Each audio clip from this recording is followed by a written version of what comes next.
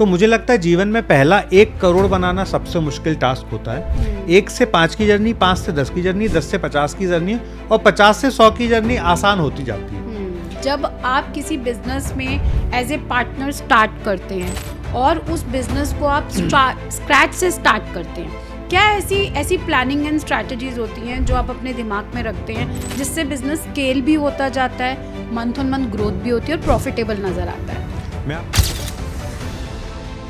अगले 10 साल में कौन से सेक्टर्स ऐसे हैं जहां पे बिजनेसेस चलेंगे ही चलेंगे? यदि आप कोई भी प्रकार के हीलर हैं, आप स्ट्रेस, एंजाइटी, डिप्रेशन खत्म करने में लोगों की मदद कर सकते हैं, आप लोगों की हीलिंग करने में मदद कर सकते हैं, तो ये एक ऐसा बिजनेस है जो ऑलमोस्ट 0 कॉस्ट इन्वेस्टमेंट बिजनेस है। 2030 तक ऐसे कोई 5 बिजनेसेस जो बंद हो जाएंगे अलार्मिंग सिचुएशन? आने वाले समय में इलेक्ट्रॉनिक इक्विपमेंट जो भी चल रहे हैं ये धीरे धीरे सब ऑब्सोलेट होंगे। तो ऐसे कौन से बिजनेसेस हैं जिनमें एआई का यूज सबसे ज़्यादा है और वो बिजनेस बंद हो जाएंगे अगर उन्होंने एआई को यूज करना नहीं सीखा तो? हेलो एवरीवन, जैसा कि आप जानते हैं कि सेल्स बाय निधि पे मैं ऐसे मेंटर्स एंड कोचेस लेकर आती हूँ जो आपके बिजनेसेस को बड़ा करने में, ग्रोथ स्ट्रैटेजीज देने में एंड फ्रेमवर्क्स देने में मदद करते हैं। आज के गेस्ट बहुत ही स्पेशल हैं मेरे लिए और आप सबके लिए भी, क्योंकि उन्होंने बहुत सारे बिजनेसमैन, लाखों बिजनेसमैन को स्ट्रैटेजीज दी हैं, प्रॉफिटेबल बनाने में मदद की हैं, ऐसे फ्रेमवर्क दिए हैं जिससे उनके बिज़नेस आज भी स्केल हो रहे हैं। इन्वेस्टर हैं बहुत सारी कंपनीज़ में, फ्रेंचाइजी बताओ, और दुर्वेश जी के साथ, और अभी अनुराग ऋषि जी के साथ जो कि एक फेमस कोच हैं, उनके साथ लेफ़्ट राइट हैंड काम कर रहे हैं, उनके बिज़नेस को स्केल करने में मदद कर रहे हैं। इस पॉडकास्ट को अगर आप एंड तक देखेंगे तो आपको वो सारे बिजनेस फ्रेमवर्क्स मिलेंगे जो आपके बिजनेस को ग्रोथ करने में, स्केल करने में, स्ट्रैटेजीज़ को बनाने में और उसको इम्प्लीमेंट करने में हेल्प करेंगे। तो ज़्यादा टाइम ना वेस्ट करते हुए वेलकम करते हैं हमारे गेस्ट का, चित्रेश सोनी जी। चित्रेश जी, वेलकम है आपका सेल्स बाय निधि पे।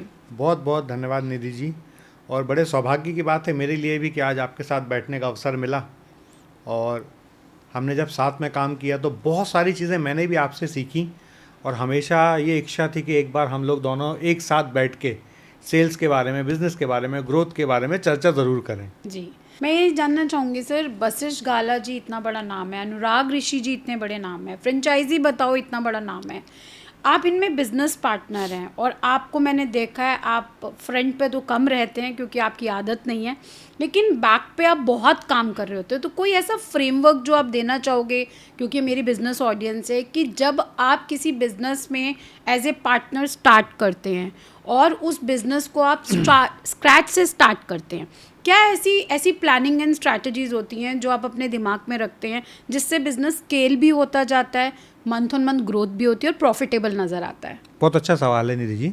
मैं आपको 2 लाइव एग्जाम्पल से समझाता हूँ। जैसे आपने नाम लिया वशिष्ठ भाई की और मेरी मुलाकात 2022 में हुई थी जी, 14 फरवरी 2022, वैलेंटाइन डे के दिन। तो वशिष्ठ भाई का मैंने एक वर्कशॉप देखा, फिजिकल, उस समय केवल फिजिकल वर्कशॉप करते थे। फिजिकल वर्कशॉप करने के समय, क्योंकि मेरा पास्ट में ट्रेनिंग इंडस्ट्री में बड़ा एक्सपीरियंस था, तो मैं पहली मुलाकात में ये समझ गया था कि यार इस आदमी में बहुत दम है, पर इसको सही प्लेटफॉर्म अब तक मिला नहीं है।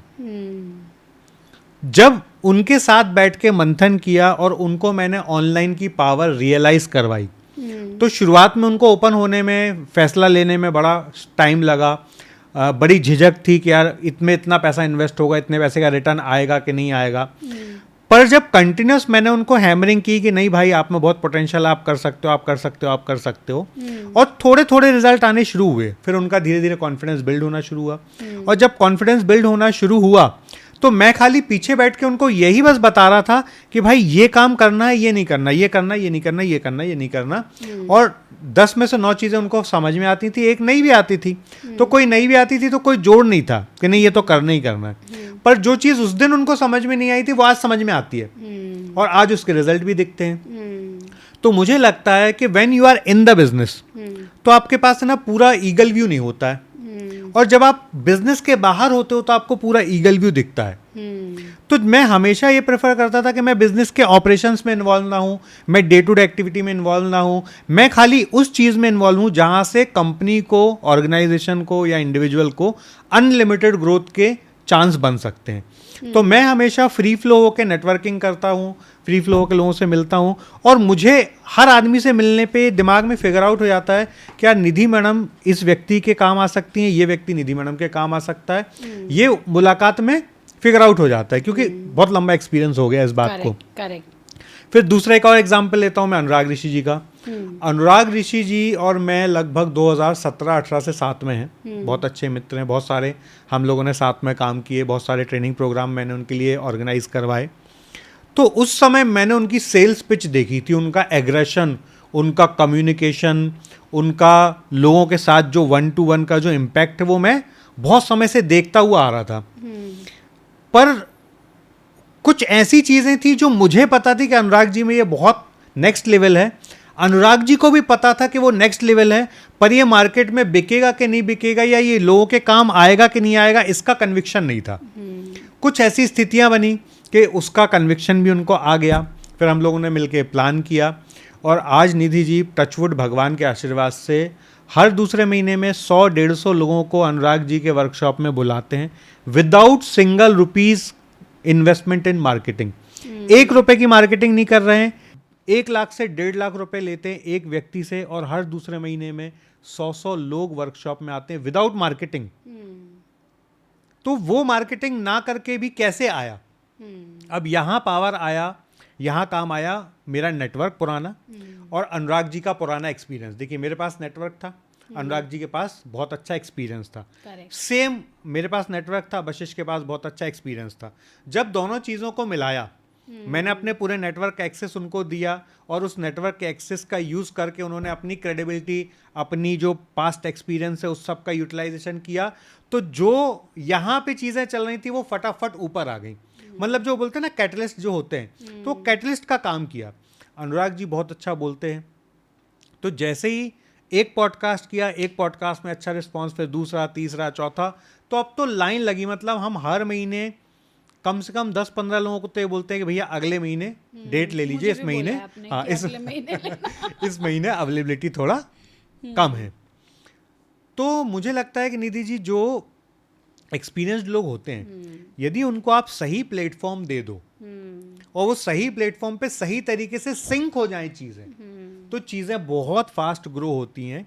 सेम वशिष्ठ भाई वाले केस में हुआ, सेम दुर्वेश वाले केस में हुआ, सेम अनुराग जी वाले केस में हुआ, सेम फ्रेंचाइजी बताओ में हुआ। इन सब लोगों के, जितने भी लोग हैं, इन सब लोगों के पास बहुत अच्छा एक्सपीरियंस था, पर ये छोटे छोटे मैदान में खेल खेल रहे थे। मतलब इनको बिग शॉट मारना तो आता था, पर इनको मैदान ही इतना छोटा मिलता था कि परफॉर्म नहीं कर रहे थे। जैसे ही मैदान का दायरा बढ़ा, जैसे ही ऑफलाइन से ऑनलाइन में आए और पूरा दुनिया इनका मार्केट बना, तो इनकी ग्रोथ एकदम स्पॉन्टेनियसली बढ़ती गई और एकदम जे कर्व बन गया। तो केवल मैदान बदलना था, और वो मैदान उनको नहीं दिख रहा था जो मुझे दिख रहा था, क्योंकि मैं पास्ट में बहुत सारे ऐसे लोगों के साथ काम किया था कि मैं इतने बड़े मैदान में खेल खेलते देखा हुआ था। तो बस मैंने उनको मैदान दिखाने का काम किया, बाकी सब तो उन्होंने खुद ही किया, सब कुछ उनकी खुद की मेहनत है। मैंने अपने 28 साल के करियर में ऐसे बहुत कम लोग देखे हैं जो दूसरों को आगे बढ़ाते हैं। मतलब मैं आपसे क्यों इंस्पायर्ड होती हूँ, क्योंकि मैं इतने टाइम से, आई थिंक 8-10 साल से हम लोग एक दूसरे को जानते हैं, बट जब भी मैंने आपको देखा है, अगर आप किसी एक इंसान को कहते हो कि इसमें ये हुनर है, निधि ये कर सकता है, तो मैंने देखा है जब आप उसके साथ लगते हो तो वो इंसान फिर ऊपर आसमान ही छू रहा होता है। और बहुत सारे एग्जाम्पल्स मैं देख चुकी हूँ। अनुराग जी हैं, वशिष्ठ गाला सर हैं, दुर्वेश जी हैं, और अंकित राविंद्र जैन भी हैं। ये सारे आपके साथ कनेक्टेड हैं, तो आप बहुत अच्छा काम कर रहे हैं सर।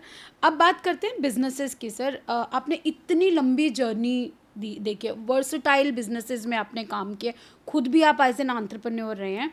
2026 में क्योंकि ज़्यादातर लोग जो हैं वो बिज़नेस स्टार्ट करना चाहते हो, और जब बिज़नेस स्टार्ट करते हैं तो सबसे बड़ी प्रॉब्लम ये आती है कि हमारे पास पैसा कम है, राइट। तो 10 लाख रुपए से अगर, क्योंकि 10 लाख रुपए ऐसे होते हैं कि चलो फ्रेंड्स फैमिली कहीं से भी इकट्ठा कर लेता है, लोन वोन भी थोड़े बहुत मिल जाते हैं। अगर किसी के पास 10 लाख रुपए हों और 2026 में कोई बिज़नेस स्टार्ट करना हो, तो क्या बिज़नेस एडवाइस आप देंगे? बहुत अच्छा सवाल है निधि जी। और मैं बोलता हूँ बिजनेस करने के लिए 10 लाख की भी ज़रूरत नहीं होती। बिजनेस करने के लिए केवल आपको अवेयरनेस की ज़रूरत होती है बस। यदि आप खुले दिल खुले दिमाग, आँख खोल के आप केवल ये देखो जीवन में समस्याएं कहाँ हैं और मैं इन समस्याओं को कैसे सुधार सकता हूँ, कैसे इसमें कोई वैल्यू ऐड कर सकता हूँ, कैसे कुछ नया कर सकता हूँ। तो निधि जी, बिजनेस करने के लिए 10 लाख रुपए की ज़रूरत बाद में पड़ती है। पहले ज़रूरत पड़ती है इंटेंट की, पहले ज़रूरत पड़ती है अवेयरनेस की, पहले ज़रूरत पड़ती है किसी प्रॉब्लम को प्रॉब्लम के नज़रिए से ना देखें, उसमें छुपी हुई अपॉर्चुनिटी के नज़रिए से देखें कि यार मैं इस प्रॉब्लम में अपॉर्चुनिटी क्या बना सकता हूं, मैं इस प्रॉब्लम को मनी मेकिंग कैसे बना सकता हूं। क्योंकि प्रॉब्लम है तो पूरी दुनिया की प्रॉब्लम है, और जो उस प्रॉब्लम का सोल्यूशन करेगा वो आगे निकल जाएगा रेस में, पैसे कमाएगा। तो मैं आपको 10 लाख के अंदर शुरू होने वाले 4-5 बिजनेस ऐसे बताता हूं जो ऐसी प्रॉब्लम से ही बने हुए हैं। देखिए, हर गांव में कचरा अवेलेबल है, गाय का गोबर अवेलेबल है, भैंस का गोबर अवेलेबल है, या अन्य पशुओं का गोबर अवेलेबल है। जबलपुर में एक वर्मी कंपोस्ट वाला है, और ऐसे वर्मी कंपोस्ट वाला एक सीकर में भी है, अजमेर के पास सीकर में भी है। ऐसे मेरे 4-5 क्लाइंट हैं वर्मी कंपोस्ट वाले, एक इंदौर में भी है। अब इन्होंने क्या किया, पूरे गांव के कचरे को इकट्ठा किया, गोबर को इकट्ठा किया और केंचुआ खाद बनाना शुरू किया। अच्छा। केंचुआ खाद, आधा एकड़ ज़मीन में केंचुआ खाद बना रहे हैं। 14 से 15 बेड लगते हैं आधा एकड़ ज़मीन में, और आधा एकड़ ज़मीन से सालाना 14 से 15 लाख रुपए मिनिमम कमा रहे हैं। एक क्लाइंट तो मेरा ऐसा है जो कम से कम 3 से 4 करोड़ का बिजनेस वर्मी कंपोस्ट से कर रहा है। और वर्मी कंपोस्ट ना केवल इंडिया में, इंडिया के बाहर भी बिक रहा है। लास्ट ईयर का डेटा बताऊं मैडम, 300 करोड़ का गोबर, 300 करोड़ का गोबर केवल एक कंट्री ने भारत से खरीदा, यूएई ने। ये डेटा है। आप देखिए, भारत देश में दूध पीने की, दूध का यूज़ करने की बड़ी परंपरा है, सब लोग यूज़ करते हैं, पर लोगों को अच्छा दूध नहीं मिल रहा था। 3 IITians ने कंट्री डिलाइट नाम का एक मुहिम शुरू किया। मैं बिजनेस नहीं बोलूँगा, मैं मुहिम बोलूँगा। जिस मुहिम का मकसद ये था कि हमें लोगों तक शुद्ध दूध पहुंचाना है। दूध तो बरसों से बिक रहा है, मतलब जब कान्हा जी थे, कृष्ण भगवान थे, तब से हम दूध की महिमा सुन रहे हैं। उन्होंने क्या किया, केवल लोगों तक शुद्ध दूध पहुंचे उसका एक प्लेटफॉर्म तैयार किया, अपने कस्टमर को एजुकेट किया, कैसे दूध उनके यहाँ निकल रहा है, कैसे दूध पैक हो रहा है, कैसे आपके घर तक आ रहा है, हर चीज़ के उन्होंने बढ़िया वीडियो बनाए और कस्टमर को अवेयर बस किया, उनकी अवेयरनेस बढ़ाई।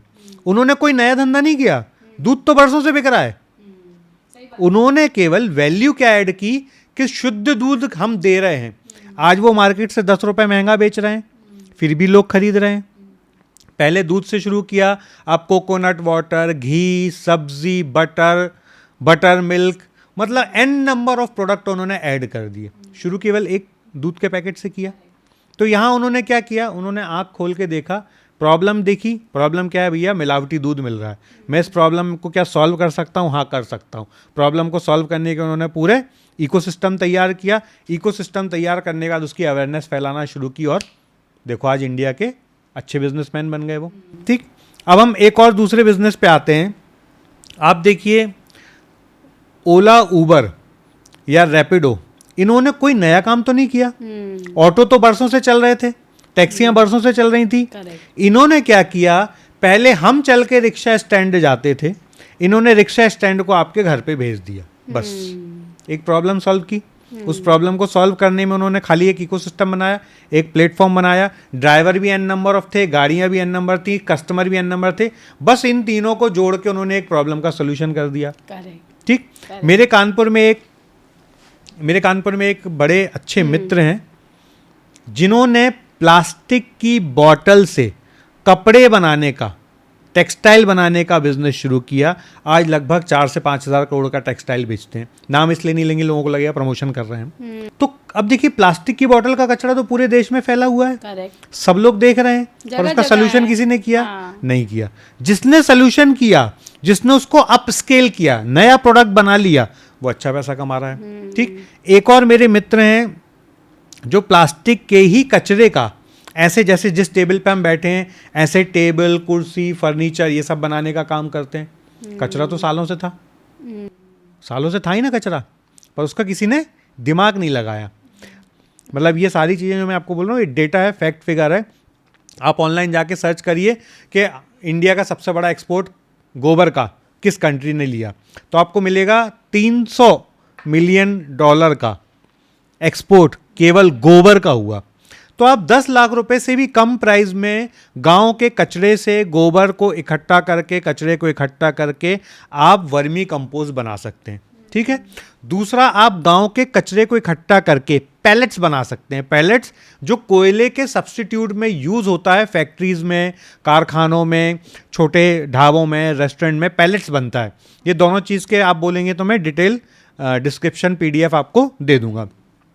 तो पैलेट्स के लिए भी आपको 2 मशीन खरीदनी होती है। एक मशीन जो पूरे कचरे को कंप्रेस करती है और दूसरा मशीन उसको आकार में ढाल देती है, स्ट्रक्चर दे देती है। ठीक, ये दोनों चीज़ों का बिजनेस आप 10 लाख रुपए से कम में शुरू कर सकते हैं। तीसरा, आप कोको पिट बनाने का काम कर सकते हैं, जहां पे भी नारियल, देखिए पूरे शहर में आप देखो नारियल हर मंदिर के बाहर आपको फ्री ऑफ कॉस्ट मिल जाएंगे। आपको मंदिरों से नारियल कलेक्ट करना है, नारियल को प्रॉपर टेम्परेचर में जलाना है, जलाने के बाद आप उसके एक पिट बना सकते हैं जो बिकने में काम, जलने में काम आता है कोयला के रूप में। और दूसरा, आप उसके जो छिलके होते हैं उन छिलके से कोको पिट बना सकते हैं जो पेड़ उगाने के लिए नर्सरियां यूज करती हैं। ये बिजनेस भी 10 लाख से कम में हो जाएगा। तीसरा, आपने यदि एक ऑर्गेनाइजेशन का नाम सुना होगा, फूल के नाम से ही ऑर्गेनाइजेशन है। ये मंदिरों से कचरा लेते हैं, मंदिरों से फूल लेते हैं, जो भी ऑर्गेनिक ऐसी चीज़ें होती हैं जो मंदिर में चढ़ती है, फूल पत्री, बेल पत्री, ये सब कुछ उठाते हैं, उसको प्रॉपर प्रोसेस करते हैं। प्रोसेस करने के बाद उसकी धूप बत्ती बना के बेचते हैं। ठीक, इस बिजनेस को भी उन्होंने जब शुरुआत की थी तो केवल 50,000 से शुरुआत की थी। आज तो एकड़ों में उनकी जगह बनी हुई है जहाँ पे प्रोसेसिंग होती है। लोकल से प्रोक्योरमेंट भी बहुत सरल है, फ्री में वो फूल मिल रहे हैं और उस फूल को बहुत अच्छे से प्रोसेस करके फूल की धूपबत्ती बना रहे हैं। अब ये तीनों चारों बिजनेस ऐसे हैं निधि जी जहाँ 10 लाख की भी ज़रूरत नहीं शुरुआत में।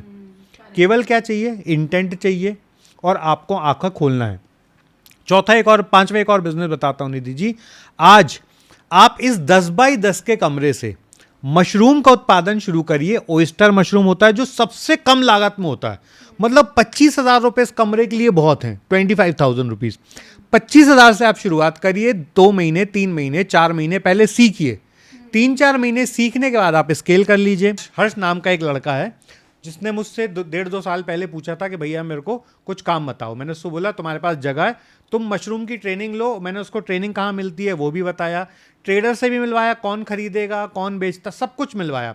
उसने इस कमरे से शुरू किया था मैडम, और आज उसने 10,000 स्क्वायर फीट का अपना इंटरनल फार्म हाउस बनाया, फार्म हाउस जैसा बनाया जिसमें वो ऑयस्टर मशरूम की खेती करता है।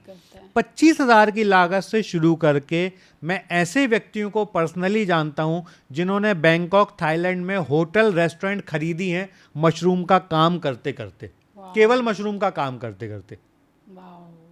और ऐसे लोगों को भी जानता हूं जो पूरे देश में मशरूम का उत्पादन कर रहे हैं। आज उत्तराखंड में बहुत बड़े लेवल पे मशरूम का उत्पादन हो रहा है। अब ये सारे जितने भी मैंने आपको बिजनेस बताए, पहली बात तो ये छोटे शहर से किए जा सकते हैं, और दूसरी बात इनमें 10 लाख रुपए तो लगना ही नहीं है, ये 3-4-5 लाख रुपए में शुरू हो सकते हैं। पर यदि आपके पास 10 लाख लगाने की कैपेसिटी है तो आप पॉली हाउस बना सकते हैं। पॉली हाउस बनाने में गवर्नमेंट 35% तक सब्सिडी देती है, लोन भी गवर्नमेंट करवा के देती है। पॉली हाउस बनाइए, पॉली हाउस में आप खीरा उगाइए, टमाटर उगाइए, शिमला मिर्च उगाइए, जरबेरा उगाइए, जितने भी कंट्रोल टेम्परेचर में सब्जियां हो सकती हैं, फूल हो सकते हैं, और जो इंडिया में भी बिकते हैं, एक्सपोर्ट भी हो सकते हैं, वो सारी चीज़ें आप पॉली हाउस में बना सकते हो। पॉली हाउस बनाने का थोड़ा ज़्यादा खर्चा आएगा, पर वो खर्चे का बड़ा हिस्सा आपको गवर्नमेंट दे देती है। यदि आपके पास 10 लाख रुपए है तो आपको लोन भी बहुत आसानी से मिल जाता है। 5वीं चीज़ मैडम, बैम्बू सॉल्ट। इस समय बहुत क्रेज है बैम्बू सॉल्ट का इंडिया के बाहर। अच्छा, मतलब आप नमक कितने रुपए किलो खरीदते होंगे ज़्यादा से ज़्यादा? 50, 60, 70, 100 रुपए मान लीजिए। हाँ। 3,000-4,000 रुपए किलो बिकता है यही नमक, जब ये नमक बैम्बू सॉल्ट बन जाता है। बैम्बू सॉल्ट में आपको बांस के अंदर नमक को पूरा भरना है और उसको सही टेम्परेचर में रोस्ट करना है। रोस्ट कर करके जब वो नमक तैयार हो जाता है और उसमें बैम्बू की क्वालिटी आ जाती है, तो वही 100 रुपये वाला नमक 3,000-4,000 रुपये किलो भी बिकता है। और खाली इंडिया में नहीं, इंडिया के बाहर भी बिकता है। इसके अलावा आप मोरिंगो की खेती कर लीजिए, 3 से 4 महीने में पेड़ तैयार हो जाते हैं। 3 से 4 महीने बाद मोरिंगो एक ऐसा पेड़ है जिसका फूल से लेके जड़ तक सब कुछ बिकता है। और मोरिंगो का पाउडर इस समय 3 से 4,000 रुपए किलो बिकता है। आप बताइए, पत्तियां, ये जो पत्तियां हम देख रहे हैं, इन पत्तियों को सही टेम्परेचर में प्रोसेस करना है, मतलब इसको धूप में नहीं सुखाना है, इसको छांव वाली जगह पे सुखाना है, इसका प्रॉपर पाउडर बनाना है। जब ये पाउडर यदि आप धूप में बिना धूप के सुखाते हैं तो ग्रीन होता है, जितना ग्रीनिश होगा उतना ज़्यादा बिकेगा। इसके अलावा आप 10 लाख रुपए में अपने घर में मोती बनाने का काम, मोती उत्पादन का काम, जो आप नेकलेस में पहनते हैं ना, मोती, रियल मोती, पल्स जिसको हम बोलते हैं, वो उत्पादन का काम कर सकते हैं। इसकी ट्रेनिंग हो जाती है। जितनी चीज़ें मैं बता रहा हूँ सबकी ट्रेनिंग आपके आसपास के एग्रीकल्चर कॉलेज में आपको मिल जाएगी, या नहीं मिलती तो मैं आपको बता दूंगा कहाँ ट्रेनिंग मिलती है, आप वहाँ जाओ, ट्रेनिंग लो। मोती का उत्पादन करके मेरे एक मित्र 10,000 स्क्वायर फीट की जगह से साल का 40 से 50 लाख रुपए कमा रहे हैं। 10,000 स्क्वायर फीट, और उन्होंने शुरुआत की थी 70-80 हज़ार रुपये से। आज वो खुद ट्रेनिंग भी देते हैं, लोगों को सिखाते भी हैं, और उत्पादन भी कर रहे हैं और बेच भी रहे हैं। तो निधि जी, 1 लाख रुपए बहुत होता है एक्चुअली। आज जो, सॉरी टू से, जो आज की युवा पीढ़ी है ना, इस युवा पीढ़ी ने आपके और मेरे जैसे चैलेंजेस देखे नहीं है। तो उनको चैलेंजेस, थोड़ा सा भी चैलेंज आता ना, वो बैकआउट हो जाते हैं, वो क्विट कर देते हैं। और वो चैलेंजेस को जब आप थोड़ा सा रिजॉल्व करने की कोशिश करते हो ना, मतलब आपको एक पजल मिला है, अधिकतर लोग 70-80% में क्विट कर जाते हैं। जो वो 70-80 से 100 तक पहुंचते हैं ना, वो सक्सेसफुल हो जाते हैं। तो यदि आप थोड़ा पेशेंस रख के किसी बिजनेस में 3 साल बस का समय दे दो, केवल 3 साल, वो बिजनेस ना चले ऐसा होगा ही नहीं। क्योंकि हम 150 करोड़ की आबादी के देश में हैं। क्या नहीं बिकता यहाँ, क्या नहीं बिक सकता? यदि गाय का गोबर इंडिया के बाहर बिक रहा है तो क्या नहीं बिक सकता? प्रकृति ने जो भी चीजें बनाई हैं, हर चीज उपयोगी है। आपको उसका उपयोग किस जगह हो रहा है, बस वो जाके फाइंड आउट करना है। और आज by the grace of God आप ऐसे पीरियड में हो कि आपको अपने मोबाइल पे खाली इंटरनेट पे सही कमांड देनी है। करेक्ट। मतलब हम इंटरनेट का यूज करते हैं गाना सुनने के लिए, मूवी देखने के लिए, कॉमेडी सुनने के लिए, या फालतू चीजें देखने के लिए। यदि हमने उसका सही तरीके से इस्तेमाल कर लिया, ये रिसर्च करने के लिए किस प्रोडक्ट की डिमांड किस एरिया में ज्यादा है, किस एरिया में उत्पादन ज्यादा है। ये मैंने आपको कुछ बिजनेस बताए। इसके अलावा कुछ बिजनेस और बताता हूं जिसमें कोई लागत जैसी ही नहीं है। आप देखो, आपने अपने घर पे भिंडी की सब्जी आप बनाते हैं।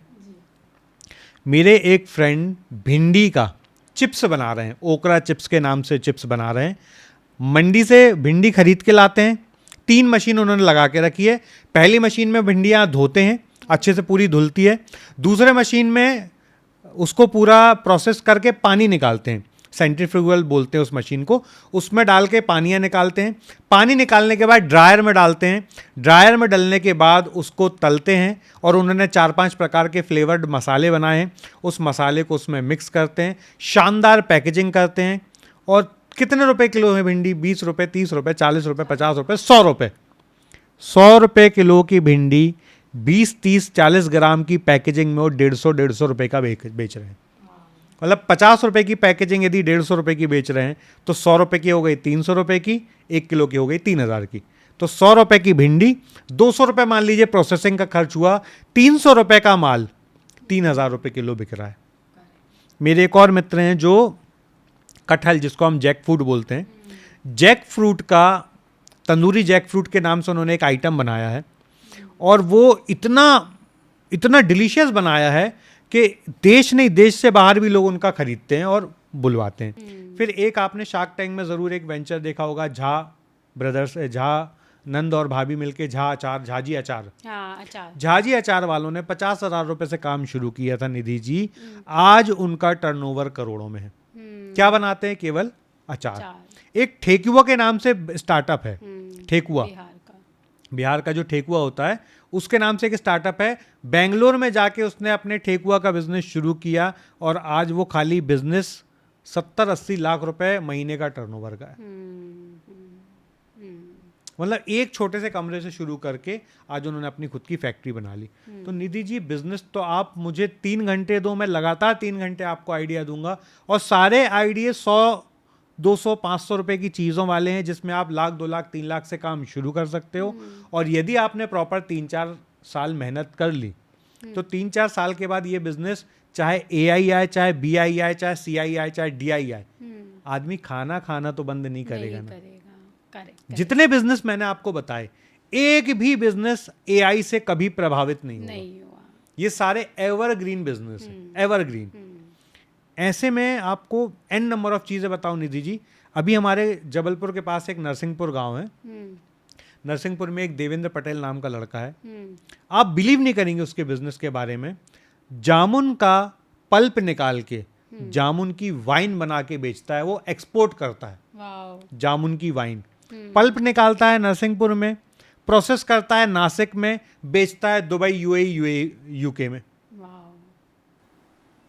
तो बहुत मज़ा आ रहा है चित्रेश सर के साथ बात करके। देखो, इसमें ना कोई गैस नहीं है, आपको सारे प्रैक्टिकल चीज़ें बता रहे हैं और AI ड्रिवन कुछ नहीं है, सारा भारत की चीज़ें हैं। तो अगर आप चित्रेश सर से इन सब चीज़ों की नॉलेज लेना चाहते हैं तो कमेंट में डालते जाइएगा। जैसे उन्होंने बताया कि कौन कौन से कॉलेजेस में ट्रेनिंग मिलती है। 10 लाख भी नहीं चाहिए आपको ये बिज़नेस स्टार्ट करने के लिए या इसको इम्प्लीमेंट करने के लिए। तो पॉडकास्ट के अंत तक ज़रूर बने रहिएगा और चित्रेश सर के इस पॉडकास्ट पे कमेंट ज़रूर करते रहिएगा कि आपको किस बिज़नेस के बारे में नॉलेज चाहिए। मैं चित्रेश सर से रिक्वेस्ट करके आपको PDF ज़रूर डलवाऊंगी। आगे चलते हैं नेक्स्ट सेक्शन में। सर, अगले 10 साल में कौन से सेक्टर्स ऐसे हैं जहाँ पे बिजनेसेस चलेंगे ही चलेंगे? बहुत अच्छा सवाल है निधि जी। देखिए, अगले 10 सालों में सबसे ज़्यादा जो टॉप 5 बिजनेस चलेंगे, मैं कारण के साथ बताता हूँ क्यों चलेंगे। यदि आप कोई भी प्रकार के हीलर हैं, आप स्ट्रेस, एंजाइटी, डिप्रेशन ख़त्म करने में लोगों की मदद कर सकते हैं, आप लोगों की हीलिंग करने में मदद कर सकते हैं, तो ये एक ऐसा बिजनेस है जो almost zero cost investment business है। ज़ीरो कॉस्ट इन्वेस्टमेंट, खाली आपको ट्रेनिंग लेनी है, कुछ समय प्रैक्टिस करनी है, अपने एक्सपर्टीज़ को डेवलप करना है और आप एक अच्छा हीलर बन के इस बिज़नेस को बहुत अच्छे से कर सकते हैं। क्योंकि जैसे जैसे हम जॉइंट फैमिली से सोलो फैमिली हो रहे हैं ना, जैसे जैसे हम इंडिविजुअल, मतलब केवल हस्बैंड वाइफ और बच्चे रहने वाली जो प्रथा बड़े शहरों में हो गई है, कुछ मजबूरी भी होती है और कुछ इंटेंशनली भी हो रही है। इस प्रथा के कारण बहुत सारे लोग अब अकेले हो गए। मतलब पहले जब मैं छोटा था, आप भी उसी समय के होंगे, हम लोग 10-10, 20-20 लोगों के झुंड में घूमते फिरते थे। 10-10, 20-20 लोग पिकनिक मनाने जाते थे, ट्रैवल करते थे। हमारे पास तो कारें भी नहीं थी, हम लोग तो साइकिल में, पैदल, रिक्शे पे, ऑटो में, जो मिलता था उसमें मस्त होते थे। पर अब ज़माना देखिए कितना बदल गया है। तो जितना ज़्यादा एकाग्र वाली लोग कल चलन में आएगा ना, उतना ज़्यादा हीलर्स की ज़रूरत पड़ेगी। आपके और मेरे समय पे आपने स्ट्रेस, एंजाइटी, डिप्रेशन के नाम गारंटेड नहीं सुने होंगे। नहीं सुने थे। जो आज हम 40s में सुन रहे हैं, हमने 20s में कभी सुने ही नहीं थे। होता ही नहीं था हमारे यहाँ। कोई स्ट्रेस होता भी था कुछ भी छोटा मोटा, तो अपना दोस्त आता बोलता, अबे क्या मुंह लटकाए बैठा है, क्या हो गया। मतलब कभी कोई छोटी मोटी चीज, घटना दुर्घटना होती भी थी तो अपना दोस्त आता था, गले में हाथ डालता था, बोलता चल चाय पी के आते हैं, चल सुट्टा मार के आते हैं, समोसे खा के आते हैं, कुछ भी करके आते हैं, और वो 1 मिनट में स्ट्रेस गया। तो यदि आप हीलर बन जाएं तो आज n नंबर ऑफ चीज़ें हैं जिनके थ्रू आप लोगों को स्ट्रेस, एंजाइटी, डिप्रेशन से निकाल सकते हैं, जिससे आप उनके जीवन में बदलाव ला सकते हैं, उनके चैलेंजेस ओवरकम करने में उनको हेल्प कर सकते हैं। तो आप हीलर बन जाइए। आने वाले 5-10 साल में ये बिजनेस बूम होने वाला है। जितना ज़्यादा इंटरनेट एडिक्शन बढ़ेगा, जितना ज़्यादा स्क्रीन एडिक्शन बढ़ेगा, उतना ज़्यादा इसका चलन होगा। दूसरा, आप किसी भी प्रकार की फिजिकल फिटनेस की ट्रेनिंग देना शुरू कर दीजिए। ये भी ज़ीरो कॉस्ट बिजनेस है। इसमें भी खाली आपको सही ट्रेनिंग लेनी है और लोगों को सिखाना शुरू करना है। आप फिजिकल फिटनेस, चाहे आप जुम्बा सिखाना शुरू कर दो, आप एरोबिक्स सिखाना शुरू कर दो। हमारे बीच के एक हमारे बहुत अच्छे मित्र हैं मनमोहन योगी, आज देखिए उन्होंने अपना 10 साल की मेहनत की, 10 साल की मेहनत के बाद जब वो एक लाइन, वो भी सेम जो मैंने वशिष्ठ भाई और अनुराग जी के लिए बोला, सेम मनमोहन जी और अमर जी पे भी लागू होता है कि इनमें एक्सपीरियंस था, इनको नॉलेज था, पर इनको सही प्लेटफॉर्म नहीं मिला था। जैसे ही कनेक्ट हुए ये भी ग्रोथ के रास्ते आ गए। तो अब देखिए उन्होंने योगा, केवल योगा सीख के, पहले 10 साल सीखने में बहुत मेहनत लगी, बहुत शिद्दत लगी, पर आज वो महीने का करोड़ों रुपए बना रहे हैं एक स्किल। तो आप कोई भी फिजिकल फिटनेस के ट्रेनर बन जाइए, क्योंकि जैसे जैसे मोबाइल एडिक्शन होगा वैसे वैसे लोगों को फिजिकल चलने फिरने वाले जो पहले एक्सरसाइज होती थी, आउटडोर गेम होते थे, ये सब कम हो जाएंगे। जब ये सब कम होंगे तो ऐसे लोगों की ज़रूरत होगी जो कंधा दर्द ठीक कर दे, कमर दर्द ठीक कर दे, पीठ दर्द ठीक कर दे। तो आप कोई भी फिजिकल फिटनेस के बिजनेस में आ जाओ। ये बिजनेस इंडिविजुअल भी किया जा सकता है और ऑर्गेनाइजेशन बना के भी किया जा सकता है।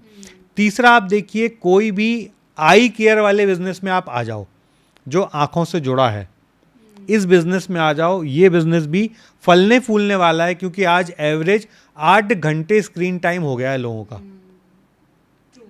7 घंटे 8 घंटे, या तो आप ऑफिस में बैठ के सिस्टम पे काम कर रहे हो या आप घर पे बैठ के मोबाइल देख रहे हो।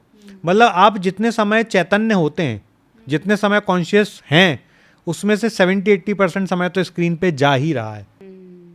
सही बात है। ठीक, तो आप इस बिजनेस में आ जाओ। ये बिजनेस भी आप इंडिविजुअल भी कर सकते हो और आप ऑर्गेनाइजेशन भी बना के कर सकते हो। एक और बिजनेस बहुत तेजी से बढ़ रहा है निधि जी, वो है ऑर्गेनिक खाने का या ऑर्गेनिक सब्जियों का बिजनेस, ऑर्गेनिक फलों का बिजनेस।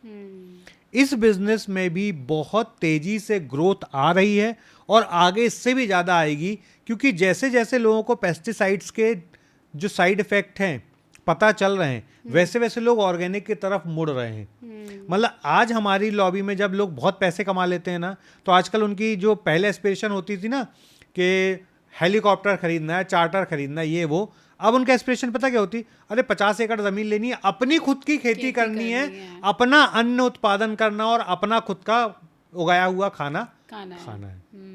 अब देखिए इसी में जो मैंने पहले आपको एग्जाम्पल दिया कंट्री डिलाइट का, एक हैंड पिक्ड के नाम से भी कंपनी काम कर रही है, जो ऑर्गेनिक सब्जियां बस देती है डोर स्टेप डिलीवरी, फ्रेश सब्जियां देती है door step delivery, hand picked के नाम से। वो भी सेम कंट्री डिलाइट के मॉडल पे काम कर रही है। उन्होंने भी एक समस्या को समझा, उस समस्या का मैं वैल्यू ऐड की, समस्या को सुलझाया और लोगों को ऑर्गेनिक सब्जियां देना शुरू कर दिया। ये सारे बिजनेस अगले 10 साल में Nidhi G N number of तेजी से बढ़ेंगे। मतलब इसको है ना आप क्वांटिफाई ही नहीं कर सकते, इतनी तेजी से बढ़ने वाले हैं। और अब आने वाला समय आयुर्वेद की तरफ जो रुझान लोगों का हो रहा है, उसमें आप किसी भी आयुर्वेदिक प्रोडक्ट की या तो फैक्ट्री लगा लो या उत्पादन शुरू कर लो। आप देखिए बाबा रामदेव जी ने एलोवेरा जूस बेच बेच के 10,000 तो छोटा नंबर बोल रहा हूँ मैं, 40-50 हज़ार करोड़ की कंपनी बना दी। मतलब कहाँ हम आईटीसी जैसी कंपनियों को चैलेंज कर रहे हैं, कहाँ कोलगेट जैसी कंपनियों को चैलेंज कर रहे हैं, कहाँ हिंदुस्तान यूनिलीवर जैसी कंपनियों को चैलेंज कर रहे हैं, प्रॉक्टर एंड गैम्बल जैसी कंपनियों को चैलेंज कर रहे हैं और खुले में बोलते हैं कि हिंदुस्तान यूनिलीवर का लीवर तोड़ देंगे, नेस्ले की चिड़िया उड़ा देंगे, खुले में बोलते हैं वो चौड़े होके। ये आयुर्वेद की ताकत है।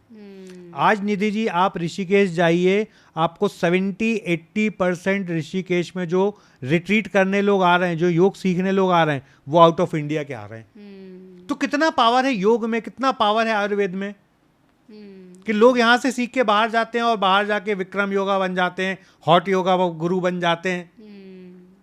तो आने वाले समय में निधि जी आयुर्वेद पे दांव लगाइए, आयुर्वेद बहुत बड़ा गेम बनने वाला है। कोई भी ऑर्गेनिक खेती पे दांव लगाइए, बहुत बड़ा गेम बनने वाला है। हीलर बन जाइए, बहुत बड़ा गेम होने वाला है। कोई भी फिजिकल फिटनेस से संबंधित काम करिए, बहुत बड़ा गेम बनने वाला है।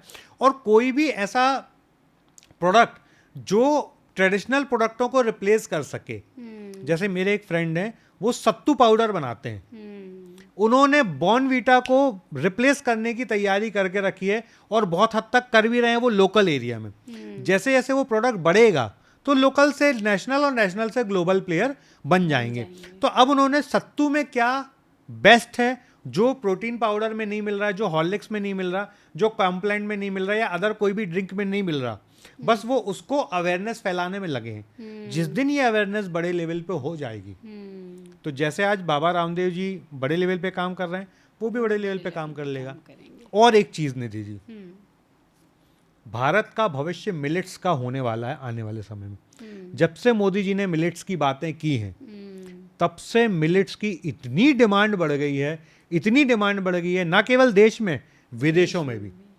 तो आप मिलेट्स से संबंधित कोई उत्पादन करिए। एक फ्रेंड ने जो मिलेट्स की चिक्की बनाते हैं, मिलेट्स की चिक्की, और 20 रुपए की चिक्की बेच के आदमी कितने का टर्नओवर कर सकता है? बिलीव नहीं करोगे निधि जी, 1.25 करोड़ का माल बेचते हैं वो चिक्की बेच के, केवल 20 रुपए की चिक्की से। इंडिया एंड अब्रॉड, केवल इंडिया में, अभी तो अब्रॉड बेच ही नहीं रहे, नहीं है अभी। खाली इंडिया में मिलेट्स की चिक्की बना के बेच रहे हैं और 1.25 करोड़ का धंधा करते हैं। तो इससे ये पता चलता है कि आपने जैसे बोला कि प्रॉब्लम आइडेंटिफाई करो और उसका जो सॉल्यूशन है उस पे वर्क करने की कोशिश करो। हर जगह प्रॉब्लम्स हैं, बस अपने में अवेयरनेस लाओ कि किस प्रॉब्लम को आप सॉल्यूशन में कन्वर्ट कर सकते हैं। और प्लेटफॉर्म हर बिजनेस में खाली आप ये देखो गैप कहाँ है, और आप उस वैल्यू को, उस गैप में कोई वैल्यू ऐड कर पा रहे कि नहीं कर पा रहे। यदि आप वैल्यू ऐड कर पाएंगे ना, तो ऐसा हो ही नहीं सकता कि आप उसमें पैसा ना बनाएं। आज देखिए, जब आपके और मेरे 4 फादर थे, तब भारत की स्थिति ऐसी थी कि दाल रोटी के भी वांदे थे। आपके और मेरे जब पेरेंट्स, मतलब हमारे माँ बाप जब काम धाम करने लगे, तो उन्होंने हम लोगों के लिए बेसिक एमिनिटीज़ कर दी, रोटी कपड़ा मकान, बेसिक चीज़ें बना दी। अब वाली जो जनरेशन, मतलब हम लोगों के जो बच्चे हैं, उनको सब लग्जरी मिल रही है, सब कुछ मिल रहा है।